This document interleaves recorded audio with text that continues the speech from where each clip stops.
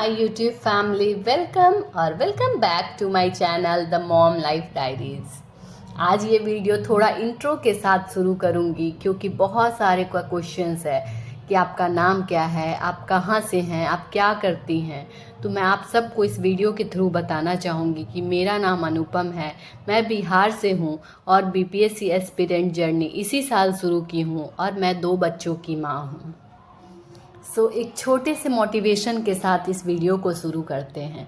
संघर्षों से जो सहर्ष टकराते हैं वे सफलता अवश्य ही पाते हैं। जिनमें है हौसला, जुनून, हुनर, असंभव से आगे चले जाने का, वे ही सफल के शिखर पर जीत का परचम फहराते हैं। आप लोग जैसा थंबनेल देखे हैं, संघर्ष से हम कितना घबरा जाते हैं। तो संघर्ष से घबराना नहीं है क्योंकि struggle is the key of success. और मैं इसको ऐसे समझाऊं तो आप लोग में भी नहीं समझ सके, तो मैं एक स्टोरी के थ्रू आप लोग को ये वीडियो बताने वाली हूँ। शायद इसके बाद ना आप अपने संघर्ष भरे लाइफ से नहीं घबराइएगा और बहुत अच्छे से अपने लाइफ को आगे बढ़ाइएगा। प्लीज़ स्टोरी ध्यान से लास्ट तक सुनिएगा। एक व्यापारी था, बहुत सफल था। अचानक किसी वजह से उसका व्यापार डूब गया। वह पूरी तरह निराश हो गया। कई कोशिश के बाद भी उसे मन मुताबिक सफलता नहीं मिल रही थी। वह अपनी जिंदगी से तंग आ चुका था। एक दिन परेशान होकर वह जंगल में गया। जंगल में काफ़ी देर अकेले बैठा रहा। तभी उसे वहाँ एक संत दिखाई दिए। संत ने व्यापारी से उदास भाव देखकर पूछा, क्या हुआ? व्यापारी बोला, मैं हार चुका हूँ। मुझे कोई एक वजह बताइए कि मैं क्यों ना हताश हूँ। मेरा सब कुछ खत्म हो चुका है, मैं क्यों ना परेशान हूँ। यह सुनकर संत ने कहा, धीरज रखो। फिर संत ने व्यापारी से कहा, इस जंगल में यह घास और बांस देख रहे हो? मैंने घास और इस बांस के बीज को एक साथ लगाया। मैंने इस दोनों की ही बहुत अच्छी से देखभाल की। इनको बराबर पानी दिया, बराबर देखभाल की। घास बहुत जल्दी बड़ी होने लगी और इसने धरती को हरा भरा कर दिया। लेकिन बांस का बीज बड़ा नहीं हुआ।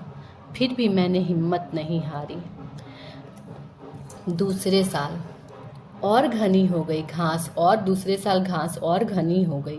उस पर झाड़ियाँ भी आने लगी, लेकिन बांस के बीज में कोई वृद्धि नहीं हुई। फिर भी मैंने बांस के बीज के लिए हिम्मत नहीं हारी। तीसरे साल भी बीज में कोई वृद्धि नहीं हुई, लेकिन मैंने फिर भी हिम्मत नहीं हारी। चौथे साल भी बांस के बीज में कोई वृद्धि नहीं हुई, लेकिन मैंने फिर भी हिम्मत नहीं हारी। मैं लगातार लगा रहा। 5 साल बाद उस बांस के बीज से एक छोटा सा पौधा अंकुरित हुआ। घास की तुलना में यह बहुत छोटा और कमज़ोर था, लेकिन केवल 6 महीने बाद ये छोटे से पौधा 100 फीट लंबा हो गया। इस बांस के जड़ ने खुद को मजबूत करने के लिए 5 साल लगा दिया। इन 5 सालों में इसकी जड़ इतनी मजबूत हो गई कि वह 100 फीट से ज़्यादा ऊंचे बांस को संभाल सके। जब भी तुम्हें ज़िंदगी में संघर्ष करना पड़े तो समझिए कि आपकी जड़ मजबूत हो रही है। आपको संघर्ष आपको मजबूत बना रहा है, जिससे कि आप आने वाले कल का सबसे बेहतरीन बना सको। किसी दूसरे से अपनी तुलना मत करो। घास और बांस दोनों के बड़े होने के समय अलग अलग हैं, दोनों के उद्देश्य अलग अलग हैं। तुम्हारा भी समय आएगा, तुम भी एक दिन बांस के बड़े होने की तरह आसमान को छुओगे। मैंने हिम्मत नहीं हारी, तुम भी मत हारो। अपनी ज़िंदगी में संघर्ष से मत घबराओ, यही संघर्ष हमें सफल बनाता है। जड़ों को मजबूत करेगा जब हम अपने संघर्ष को कंटिन्यू रखेंगे। विश्वास रखिए, आज नहीं तो कल आपका भी दिन आएगा। यह बात बोल के वो ऋषि मुनि उस व्यापारी को समझाया और संघर्ष का मतलब बताया। आप लोग इस स्टोरी से क्या क्या सीखे हो, प्लीज़ मुझे कमेंट में ज़रूर बताना, ठीक है। हम बहुत जल्दी डिमोटिवेट हो जाते हैं कि नहीं, हमें नहीं करना है।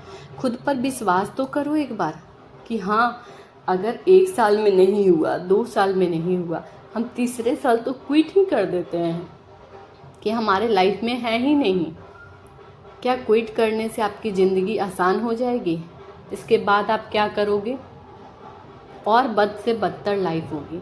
तो जितना आपने दिया है उससे 200% एक्स्ट्रा लगा के एक बार और एफर्ट डाल के करने की कोशिश करो। 1 साल नहीं, 2 साल, जब 5 साल में वो बीज बड़ा हुआ तो क्या 5 से 6 साल हम अपने ज़िंदगी का नहीं दे सकते अपने कैरियर के लिए? बिल्कुल दे सकते हैं।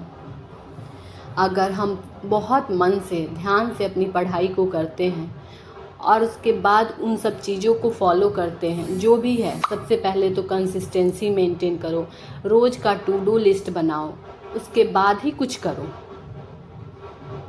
अपने दिन की शुरुआत एक सुबह बहुत अच्छे से, जैसे आप पूरे इस वीडियो में देख रहे होंगे कि मेरी सुबह की शुरुआत मैं आप बता देती हूँ, जब बता रही हूँ तो मेरे सुबह की शुरुआत 4 बजे होती है। और ये इतना आसान नहीं था। मैं सुबह उठने वाले में से नहीं थी, मैं लेट नाइट पढ़ने वाली, लेकिन फिर भी मैंने आज कंटिन्यू कर रही हूँ।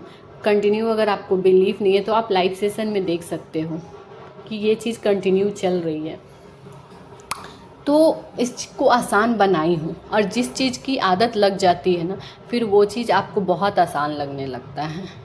अगर आपकी बॉडी ना 10 घंटे सोने की आदत है तो वो 10 घंटा ही खोजेगा। लोग बोलते हैं कि 5 घंटे में कुछ नहीं होते। 5 घंटे की आदत अगर आपकी बॉडी की हो गई तो वो 5 घंटा से ज़्यादा आप कितना भी सोने की कोशिश करो, आपको नींद ही नहीं आएगी।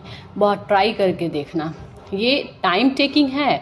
आपको 1 मंथ लग जाएंगे, पूरा इस चीज़ को फॉलो करोगे, उसके बाद 1 मंथ बाद ही रिजल्ट मिलेगा। ये नहीं सोचोगे कि 2 दिन उठ गए, तीसरे दिन नहीं उठ रहे हैं तो फिर चौथे दिन उठ जाएंगे, ऐसा नहीं होगा। आपको कंटिन्यू एटलीस्ट 30 डेज करना पड़ेगा, तभी आपको इसका रिजल्ट दिखेगा।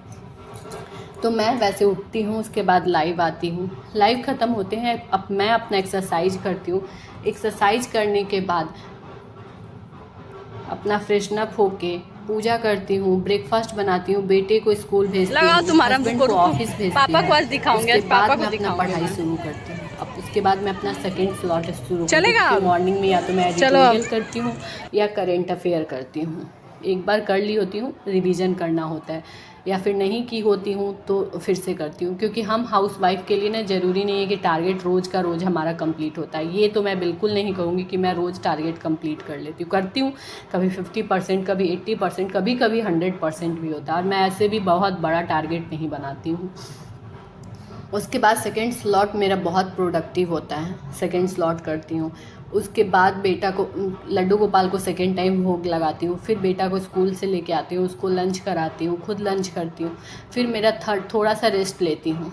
उस टाइम पे अगर मॉर्निंग में ले ली, जैसे काम से पहले फ्री हो जाती हूँ तो मॉर्निंग में लेती हूँ। अगर मॉर्निंग में नहीं ली तो फिर मैं आफ्टरनून में लेती हूँ रेस्ट। हाफ़ एन आवर में ऑटोमेटिक मुझे नींद नहीं लगती एक्चुअली, आँखों को आराम चाहिए, बॉडी को आराम चाहिए, तो थोड़ा सा मैं आराम करती हूँ। उसके बाद मैं अपना थर्ड स्टडी स्लॉट करती हूँ।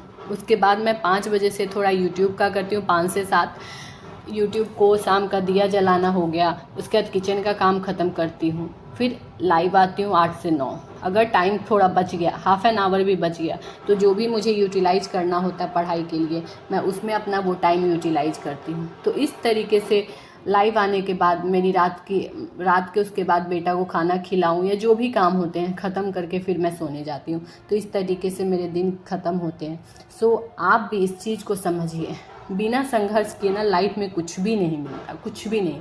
ये वीडियो देख रहे हैं, इस वीडियो में मैंने सुबह से रात तक का अपना शेड्यूल दिखाया। ये भी रात का वीडियो है, जब मैं बेटा को सुला दी थी, मेरे हस्बैंड ऑफिस से नहीं आए थे और मुझे नींद नहीं आई थी, 11 बजे रात की है।